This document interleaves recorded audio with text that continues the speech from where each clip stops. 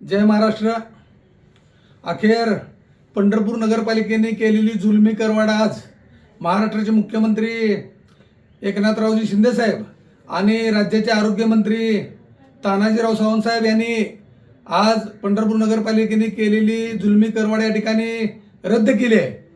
ही करवाढ रद्द करण्यासाठी महाराष्ट्र नवमान सेना विठ्ठल परिवाराच्या वतीनं पंढरपूर नगरपालिकेवर 2 दिवसापूर्वीच मोर्चा काढण्यात आला होता आणि या मोर्चाची दखल स्वतः मुख्यमंत्री महोदयाने आणि आरोग्यमंत्री तानाजीराव सावंत साहेब यांनी घेतली आणि पंढरपूरच्या जनतेची विनंती ऐकून आज या ठिकाणी या दोघांनी ही नगरपालिकेने केलेली जुलमी करवाढ रद्द केलेली आहे।